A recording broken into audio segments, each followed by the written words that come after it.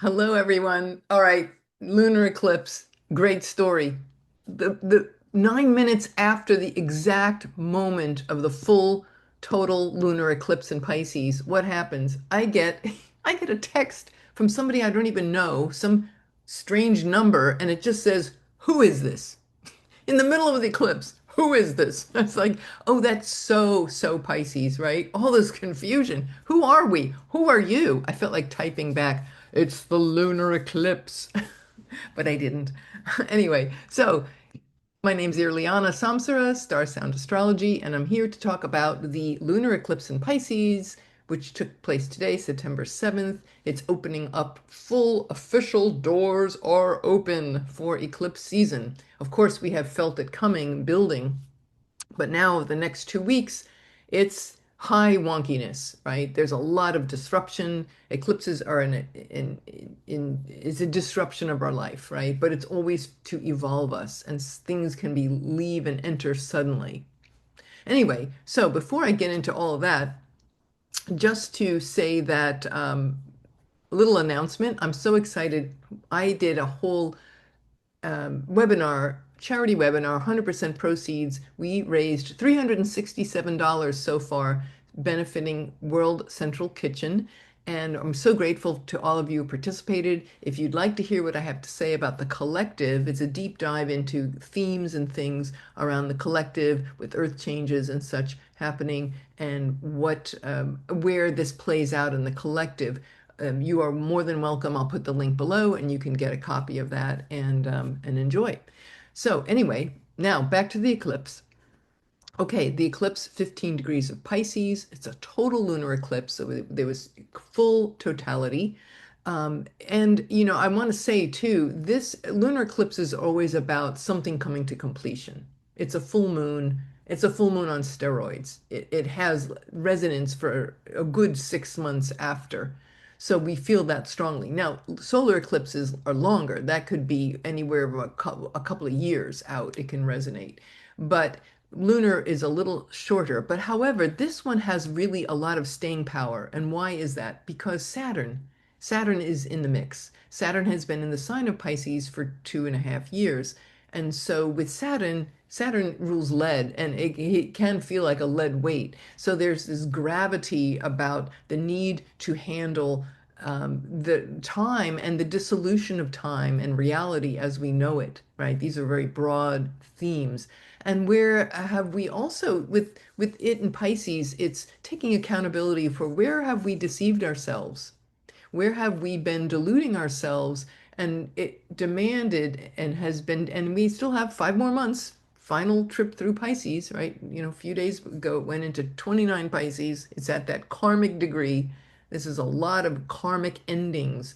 This entire season speaks to a lot of major endings and completions around these subjects of Pisces and Virgo. So our dreams, dreaming things into existence and doing away with dreams that are not based in reality, that can't be attained, and to be honest and accountable with ourselves, and to stand up in our power, doing away with victimhood, doing away with martyrdom, all of that. So given that there's a and Saturn also being the Lord of karma and one's dharma being a Sanskrit word for one's duty and one's obligation. And so, which I love sharing, by the way, with people in my private sessions. I happen to have been trained in ancient astrology and Saturn, very great. The traditional seven planets, Saturn is the final planet in ancient astrology. However, in my practice, I blend modern astrology, so I use the outer planets as well. But in these cases, I'm very passionate about my big dharma is showing people what their destiny is and how I can show them what's available and how to be powerful in the face of that and empower oneself in the midst of all the challenges that may have been written into their chart, and of course, in what's happening in the world right now. So that's what I do. And if you're interested in this session, links below. But anyway, back to the lunar eclipse.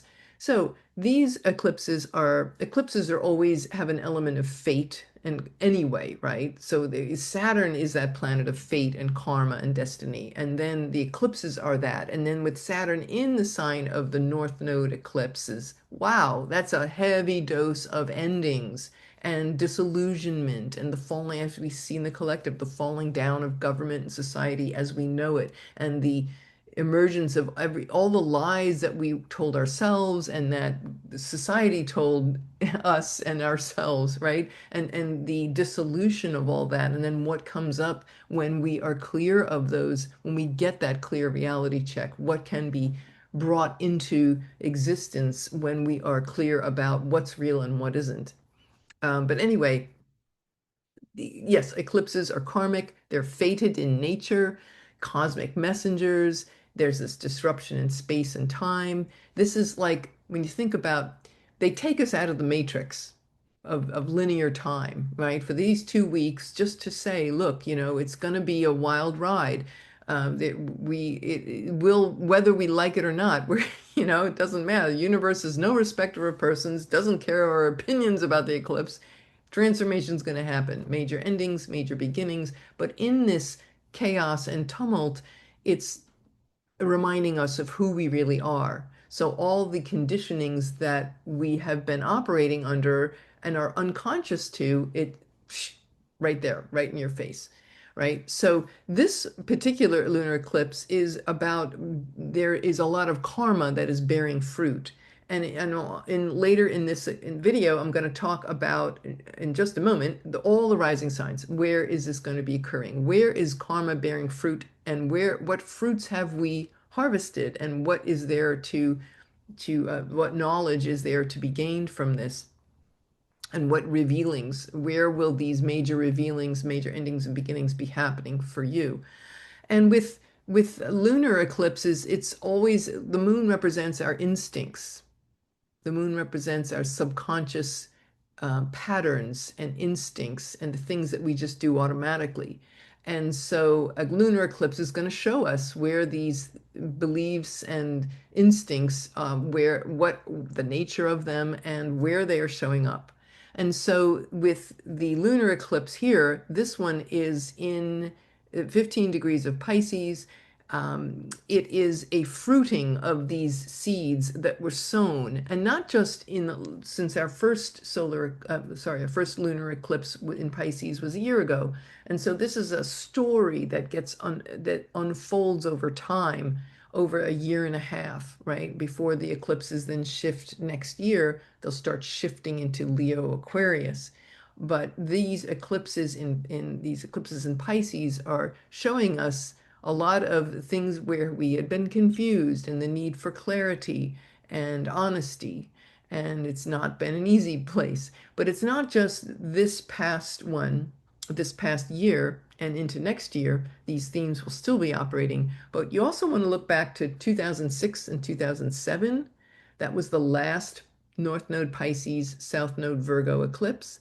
And then the one before that was 1987, 88, especially around September of 1988, we had an eclipse very close to where the position is now for this one. So something to bear in mind that might help you uncover that story, because it's the same area of your chart that's getting activated, that got activated in those years. So, you could say about karma, of course, karma, sometimes people think of it as, oh, it's bad, right? Bad karma. But karma is just no respecter of persons, right? It's just you do a seed, you do an action, there's a consequence. And sometimes it could be good karma. So in this case, there is this release with it being a North Node lunar eclipse. There's a release of old subconscious karmic patterns. And with the North Node, it being a North Node eclipse, that release is a catalyst to move into opening. There's some new desires, new pathways of expression that can become available as a result of something passing away. So something needs to pass in order for this newness, which is destined and fated to arrive. It always involves this, in the case of Pisces and Saturn in the mix, a sacrifice or a death or a loss. And I will also say this can bring about a lot of grief and sadness. And to just, especially with this eclipse, it's like be kind to yourself. There's got to be compassion, forgiveness of yourself. What have you, it's this cosmic reckoning of what have you accomplished and what have you not, and taking account. And sometimes that can be a really sensitive, painful subject. But always to remember the idea of it being compassion, like have that be the center of it. And I would say too, sometimes when we see what hasn't happened, or the fruits of our labors, if things that we did not take responsibility for in the area of your life where the eclipse is hitting, if you haven't, that could also, yes, allow that grief, but also you can use that as fuel to inspire yourself to move forward, to say, you know what, I'm going to make a new plan, and you can use that as fuel to for new avenues of expression, and to just move with this. So, having said that, very good. What's really wonderful about this eclipse is that the host of this eclipse is Jupiter in the sign of Cancer. Jupiter, the greater benefic, in the sign of Cancer, where it's exalted. So it loves fertility and lushness and growth and expansion. So our cosmic truth is accessed through our intuitive knowingness, right? Our gut feelings. That's how we are accessing our truth this year with Jupiter in Cancer.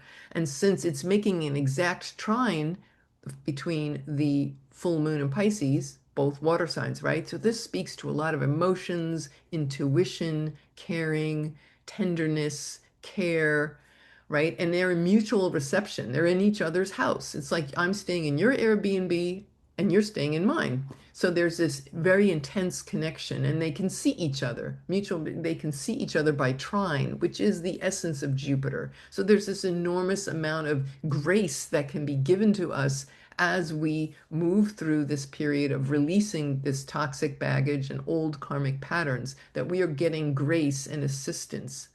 And so I'm going to talk about where Jupiter is in each with each sign and rising sign. We'll say not only where's the eclipse happening, but where's Jupiter? Where is God, Goddess, the divine? Where's it going to help us? Where's that help coming from? Okay, so there is with Jupiter in Cancer this enormous capacity to hold sacred space for healing. Think about faith, inspiration, hope, confidence, the big picture, especially around women, the home, the family members, maternal qualities, mothering qualities, fertility, pregnancy. These are all Cancerian, lunar Cancerian subjects. Now, with Mars in Libra, Mars just came out of a square with Jupiter earlier this week. And with that as leaving, it's a separating square. And with that leaving, that's also part of the eclipse message. So that also has to do with, when you think about Libra, the scales of justice, seeking balance and harmony and ease and grace. And so that on a day-to-day level, whereas Jupiter is this cosmic truth, and then the Libra energy of balance and fairness as it plays out here on this earth plane. So this is about Mars and Libra is about being passionate to not to kill and bludgeon. With Mars and Aries, it would be very stealthily, right? Stealth would be, Scorpio, right? Slipping somebody poison and killing them that way. But Mars and Aries would be like, hacking somebody. Mars and Libra is really, it is considered in its fall, in its exile. And what does that mean? Well, it doesn't like having to, the natural ambition is to be very competitive, right? And very impulsive. But Mars and Libra is like, take a chill pill, be passionate about justice and fairness, and channel our energies into the desire for harmony and peace. And so we have some assistance in that regard as well. All right, so now I'm going to just let's run through the houses. Where is this happening in your chart? Okay, let's grab that. Here's the chart for Washington, D.C. And it is Washington, D.C. So for our country, this is, and also it's interesting because the ascendant is conjunct the USA sun at 13 sorry, it is conjunct the let me rewind that. The ascendant is very close to the ascendant for the USA chart, which is 1221. So it's very interesting. There's a very strong pattern here. This also has to do with this dissolution and who and what do we believe in as regards to the very faith, our faith being shaken, but knowing that there is assistance for us as we move through this time of great, great dissolution. We have to have faith and we have to really allow ourselves finding that cosmic truth in with our intuition and awareness. But anyway, let's go to Aries in terms of our own personal evolution. Let me just pull the chart up here. Okay, so for you Aries risings, this is happening in your 12th house, which is considered the house of self-sabotage, the house of hidden enemies. That sounds very negative, but we also have to think about the grace that comes when we are in silence and contemplation. This is the house of ashrams and monasteries. And if we do that sincere work, which Saturn has been asking you to do in the last 2.5 years, is to go within to really untangle and be accountable for deep subconscious processes. And for this, and releasing martyrdom, releasing victimhood, which you're not even aware of, right? So this is a very, very deep house with an enormous potential for mastery. And with Jupiter in the fourth house, you might get help from a family member, a mother or a female family member or a teacher, maybe a female teacher or a healer that will help you get these breakthroughs and realize these all of the potential for healing that this eclipse is offering. Okay, for you Taurus risings, that is going to be, the eclipse is going to be in your 11th house of friends, hopes, wishes, dreams, one's colleagues, also perhaps groups or group organizations, tribe, things like that. So there is this something coming to fruition. Is there's something karmic and destined. You're releasing old toxic patterns about maybe being supported by others or supporting others. There's some patterns here that are, once they are let go of, it allows you to pursue new avenues. And what helps you is third house, Jupiter in that third house. The help is going to come from someone local, and also in terms of the a healing. Maybe there's some education and learning and healing, learning about healing that could involve maybe travel, long distance travel, taking a trip somewhere. But so this will help you, assist you in releasing this excess karmic, all this karmic baggage that you've had to deal with. And again, this is the other part of it, of course, is going to be the solar eclipse coming up. But in this particular moment, there is this great grace and realizations that are occurring, and the avenues being through third house, right? Siblings, cousins, siblings, people, family members that are local in your community, things like that. Okay, next one, Gemini. Here we go. You guys, now I have to say I feel for you because you have Uranus, whole sign houses. You have Uranus in your first house. So that's like waking you up big time, radically changing how you think and perceive information and what you think about yourself. So that's an incredible 8-year journey that's going to be going on with you. And that started back in the summer, back in June when it entered into Gemini. The eclipse is going to be angular for you. And so that's big, right? All you mutable signs, it's going to be angular. So we have this in the 10th house, in your career house, public reputation, how you are seen. You are seen as a visionary. And yet there are some things, maybe you are the dreamer, the poet, the visionary, the one who just wants peace. But maybe it can be toxic, like peace at all costs and giving the shirt off your back. And now Saturn has been doing its work there for the last 2.5 years to say, no, you can be, Mother Teresa helped a lot of people, but she also knew boundaries. In that documentary by Richard Attenborough, I never forgot when they showed her on the street, and she would, and these children would run up to her, right? You'd think, oh, everyone wants to hug Mother Teresa. Who wouldn't, right? Well, she would put her hands out like this, and then she'd pat him on the head. And I thought, wow, that's interesting. She never hugged anyone because she needed to have that distance. If she hugged everyone, they would just take her light, and then there'd be no light left, right? So this is giving you an opportunity to shed unconscious patterns about the reputation and how you are seen in the community. It's a very public, very interesting public place in which this transformation is occurring. So that's going to be in your 10th. And the Jupiter is in the second house. So it's saying there's hope and inspiration around not only your finances, but in general, the things that are important to you. Spirituality is very important to you. Learning, higher learning is a very, and the knowledge that comes from that, and trusting and leaning into one's intuition as regards to these matters, definitely financial matters, getting help and assistance in these ways. Okay, what's the next one? We got Cancer, Cancer rising. Okay, you Cancer risings. This is in your ninth house of, they call it the house of God in Greek. Listen to me. Hellenistic. Hello. Hellenistic astrology or ancient astrology, the house of God. It's a very, very powerful house.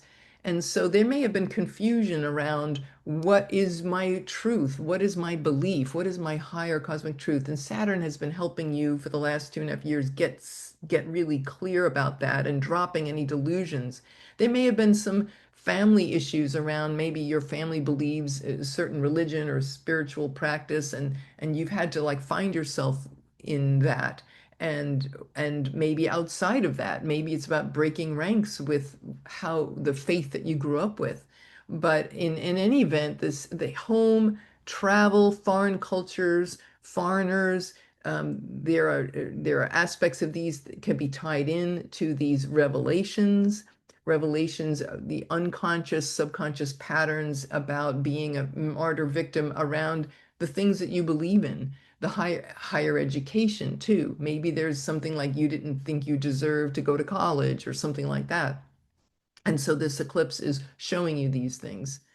Okay, the next one on the hit parade, the zodiac hit parade, is Leo. All you Leo risings. Okay, you can read this for your rising sign. You can also read it if you're a Leo sun. You're right? You can read it both ways, all of these. So there is some karmic completion regarding inheritances. And what would that look like? The eighth house. It's in the eighth house of death, life, death, sex, and taxes. They're all eighth house, right? The things that are hidden, it's this merging of resources, the resources of another, the resources of a partner, like a wife or husband or a business partner. So there is some revelations occurring regarding maybe there was money that was hidden, or money that was delayed, or was challenged in some sort. And there is this karmic completion around these areas. The help that you'll get in uncovering the truth for yourself is not only the intuition, but your dream state. With Jupiter in the 12th, that could be ancestors and guides from other dimensions and your dreams that are helping you discern and uncover these things. Okay, the next one is Virgo, Virgo rising. Okay, Virgo risings. Again, this is angular for you. This is going to be a huge angular, meaning the first, fourth, seventh, and 10th houses. And as my teacher used to say, Adam Ellenboss used to say, planets in those houses speak with a megaphone. So these eclipses are speaking with a megaphone for all you mutable signs, rising signs, mutable. So this is the area of partnership with who we collaborate with, whether it's a husband, wife, business partner, a client. There is some kind of shedding of this and the empowerment that comes from new pathways that open as a result of seeing these unconscious patterns. And remember, this is not just an ordinary, next year it'll be a lunar eclipse in Pisces, but it won't be, I mean, next year will be a full moon in Pisces, but it won't be a lunar eclipse. So this one is a really big wink, right? The moon gets covered up, and then what is concealed gets revealed. What is revealed gets concealed. It's this revealing, concealing, right? About how the dynamics of who our relationships are, especially our long-term relationships. So the help, excuse me, the help for you guys comes from your friends. 11th house, Jupiter in the 11th, making that trine. So friends can be supporters and giving you hope and confidence and inspiration that will help you understand these processes. Okay, the next one, Libra, Libra risings. This eclipse happens in your 6th house, which rules diet, your diet habits, dietary habits, and the actual what you put in your mouth, food, diet, work, the workplace, your day job, your workplace, your work routine, that how your daily patterns. With Pisces there, had to really deal with putting boundaries around work, and what happens when you do, and when you don't, you get sick, right? It's the house of illness and disease. And so we can get sick if we don't put these boundaries. But there's this realizations that are occurring here now for you guys. There's new paths that open when old toxic work patterns fall away, when the coming clear around burnout, for example, and then what can happen when we see these things clearly. The eclipse will show us these things. And for you guys, your Jupiter is in the 10th house of career. So it might be a renowned teacher of higher wisdom that assists you in making these changes with your health. Okay, the next one is Scorpio, Scorpio rising. This is in your 5th house of love affairs. Who are you in love with? Who do you love? As was it Jim Morrison? Who do you love? Right? Who you thought you loved is really not who the reality check is. You don't really love that person or thing, or the way in which you love. Is there some kind of illusion, delusion that Saturn has been really working hard to say, hey, there's corrections here. Also regarding children. If you have children, this is about the discipline, the proper raising of them, and putting boundaries around their upbringing, healthy boundaries where there had not been, or what boundaries are not healthy that need to be rewritten. This is our last chance as Saturn goes through that 5th house of yours.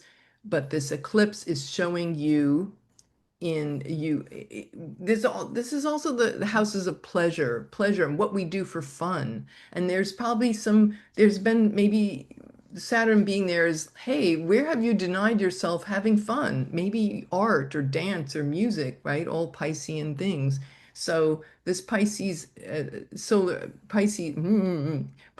lunar eclipse is showing where are these patterns that can be released now. And where, even with love affairs, and it could be a love affair of a person who you're in love with, or it could just be, dating and romance is 5th house. Also with children, and again, just seeing everything. What would be the ideal foundations for creating breakthroughs in these areas of my life? Okay, the next is on the hit parade. Da, da, da, da, Sag rising. Okay, Sag rising. Again, this is angular. So 4th house of home. This is a very loud conversation about home and maybe the dissolution of home, where maybe you had lost a home, or you moved, or there was some notion of home and family, that major changes in home and family life that have been occurring over the last 2 years. But this one is definitely moving you to see where have there been unconscious patterns around what you call home, not just your physical home, but the way in which you relate to your home environment. and the corrections that are coming, as a result of that. But it also can be on a metaphorical level, the home, like your where you base your reality from, is all being upgraded. We could say major upgrade with the lunar eclipses in Pisces. Okay, now we have Capricorn rising. Okay, you Cap risings, this is in your third house. So there's some karmic completion regarding communication, patterns of communication, perhaps with siblings. It also rules siblings and cousins and in-laws and outlaws. I was going to say, in-laws can feel like outlaws, especially with Saturn in that third house. The in-law could feel like an outsider, or you could be an outsider to them. But this is again this a place in which things are ready to be released. Old patterns, maybe you drone on and on forever, and there's Saturn in Pisces in the third is saying, "Hey, curb your speech, kind of try to bottom line it." And putting some boundaries around things. Maybe you're overextending and being that victim martyr when it comes to your siblings, and this is an opportunity to complete that. And Aquarius rising, this is in your second house. So your second house rules the things that are important to you, your talents, your skills, the personal finances, literally like money in the bank, right? And so Saturn there has been saying, hey, you got to put some boundaries around and get real and be accountable for how you maybe tendency to endlessly spend and not look at that checkbook. And so that this is a karmic reckoning. Maybe you're realizing, oh my God, I got myself into so much debt, and now this is an opportunity to see these patterns so that they're not running you anymore, to get out of suffering, taking responsibility, remediating these things. And with Jupiter, where is the help going to come from? Well, Jupiter in the sixth, well, maybe if you had new pathways of your diet and exercise efforts. Yes, for the food for sure, Jupiter and Cancer, the food you eating like the most high spectrum food and diet and dietary changes and exercise and making that effort like a newfound effort, a new faith and like yes I can go to the gym, yes I can go to the financial gym, and it might also be somebody at work, maybe somebody in your workplace that assists you in seeing these unconscious patterns and says, hey, you know what, I love you, but you need to go to the gym. You need to, curb your speech and all that. You want to stuff your face, but look, stuff your face with health food, okay? If you're going to stuff your face. All right, the next one is Pisces rising. And this is the final one. Okay, so this is again angular. Pisces rising, people always see you as that beautiful giver, that visionary, that one who again gives the shirt off your back. That's your personality. You're a very giving, kind-hearted, compassionate person.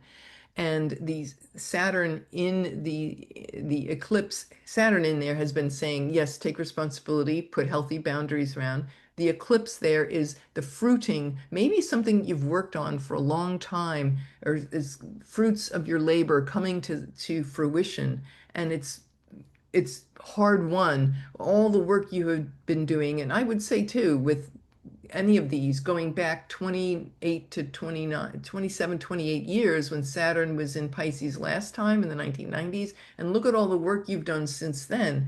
And there is this karmic completion about old toxic subconscious behaviors where you feel like a victim, where people have walked on you and or feeling like you've been this doormat and where and how the end of that, the end of suffering, right? And as a result of the end of this suffering, a new pathway emerges. There's some new inspiration, new visions that are coming on, that want to come on board, but it can't if you're not willing to stand up for yourself and take, mama, put the oxygen mask on first before you help others. Thank you, Pisces rising. Thank you. Anyway, all right, great. Well, I hope that's all riffing, you know. It's like I have my notes, but I'm just it flows. Whatever. For better or worse, I hope you enjoyed this or got some value out of it. Please do let me know your comments below. Where is this occurring in your chart and what have you seen so far? Just know that I'm here for you with comments, advice, information, certainly sessions. If you want to book a session, starsoundastrology.com will show you where these are occurring, not just in your chart, but the rulers of your chart, right? This is only general information that I can give, but your full chart tells the full picture. But anyway, I wish you the greatest, most amazing revelations, and I will see you on the next time. I'm definitely be covering the solar eclipse through a 29 Virgo. That'll be a real woo, major, major wingdinger. Wow. Anyway, we're here for all of it, and I appreciate you being here. Many, many blessings to you. Thank you so much for listening. This is Irlianna Samsara, Star Sound Speaks, starsoundastrology.com. Namaste.